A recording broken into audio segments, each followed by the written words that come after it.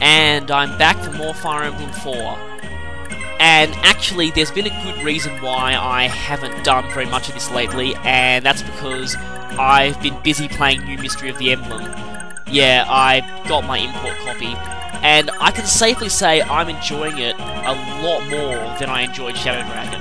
I think, yeah, all those things I said before in my preliminary impressions, a lot of the flaws of Shadow Dragon have really been eliminated. And I'm finding the new conversations pretty interesting. In fact, speaking of which, I'm doing a...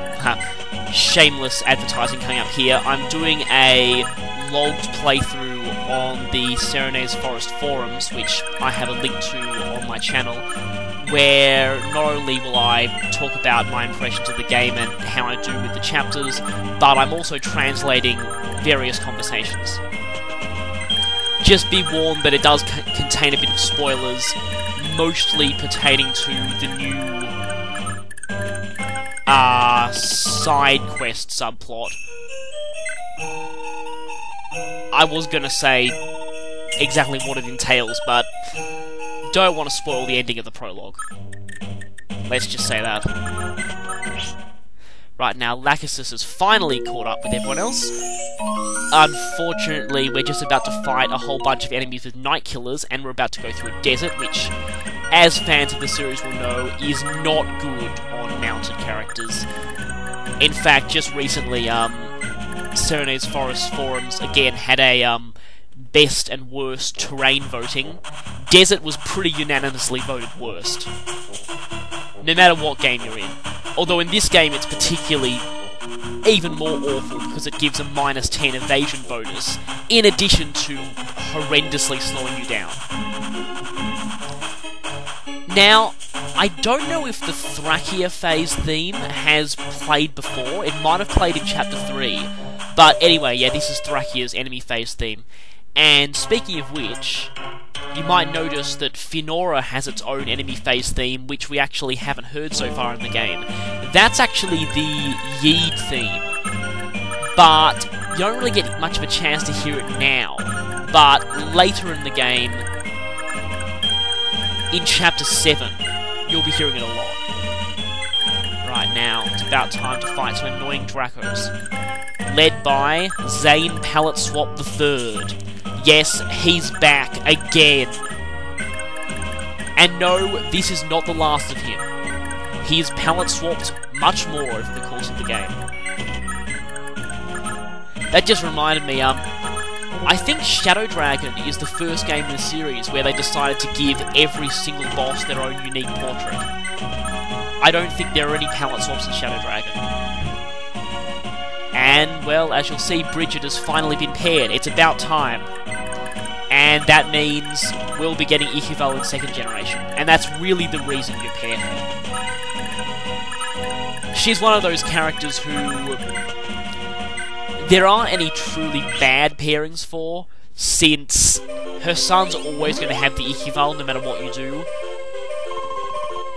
What this does mean, though, is that pairing her should be a very, very high priority.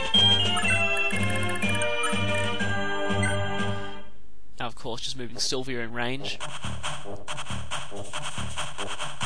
Something I realised from playing Shadow Dragon, you really miss having a dancer around, and I'm glad that in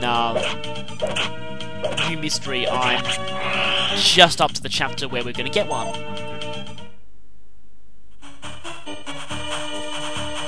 Of course, it's not like in this game where dancing affects 4 people, but still it's pretty useful in that game.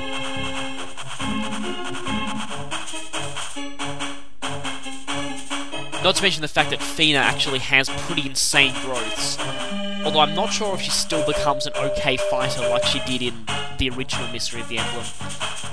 And that was going off on a massive tangent. I should save talking about that till when I do my New Mystery commentated playthrough later.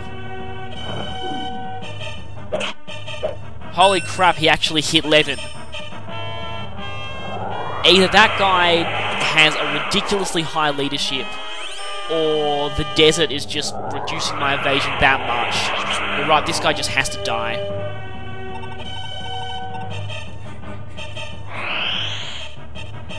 I should mention, nearly every boss from Thracia has that as their death quote, or a variation on that.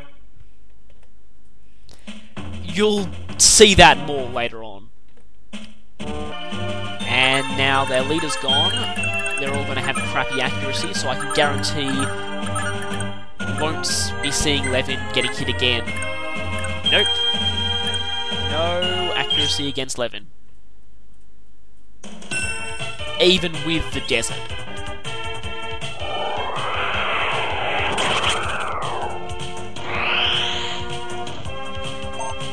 Right, Levin's obviously pretty mad that someone actually managed to hit him in the last turn.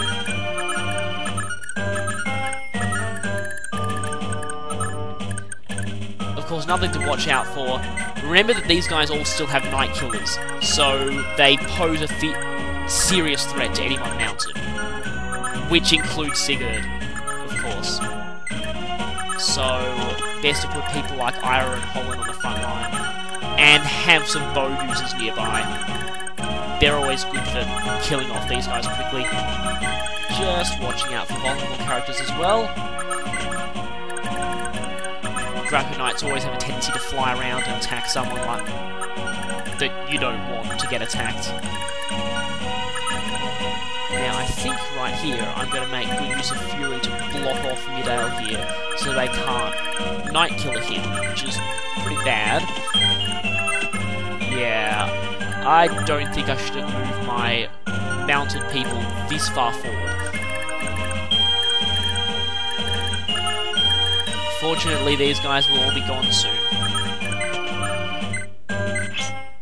And then mounted characters will become very useful again. Well, at least until we hit the desert again, which we will.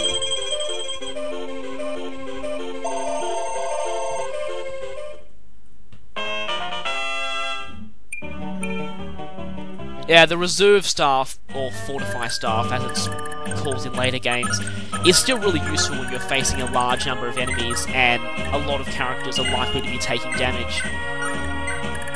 Very useful to heal them all at once. Of course, in Shadow Dragon it was ridiculously good because it healed every single person on the map.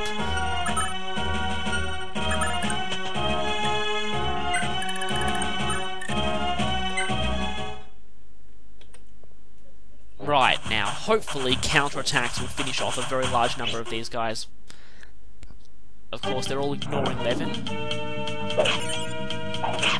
And, as is to be expected, whenever somebody attacks Ira, they end up getting Astrid. And now is probably the right time to say this. Interesting fact about Ira is that her name comes from the Latin word for wrath. Which is interesting because she doesn't actually have the wrath skill. But, can you imagine just how broken she'd be if she did? I mean, she'd probably be just as powerful as Levin if she had it.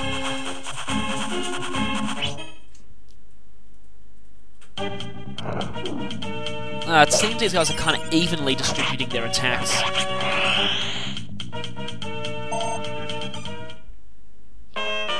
As opposed to ganging up on one character like the previous enemies like to do. Not the best level up, but still pretty decent.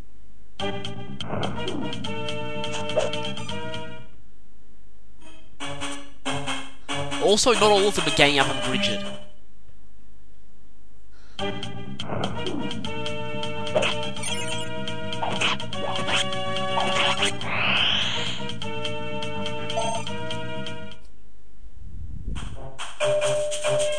Well, I mean, even without Wrath, Ira is still one of the strongest characters in the game. Easily.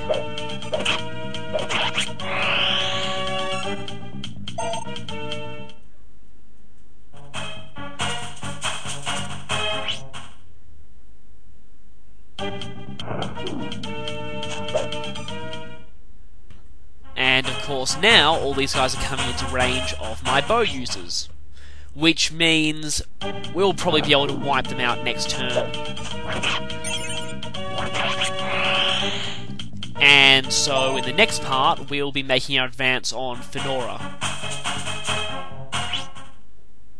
So So from annoying Draco Knights to annoying Meteor Mages, another common Fire Emblem enemy archetype. Anyway, see you then.